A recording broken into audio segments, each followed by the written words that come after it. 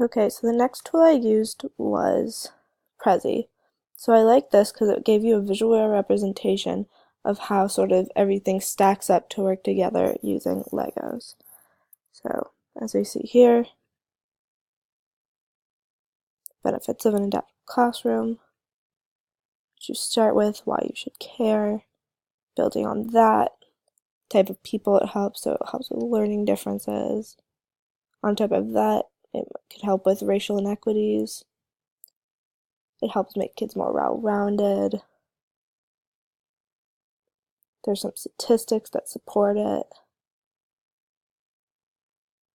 Gives kids a better understanding and leads to the end.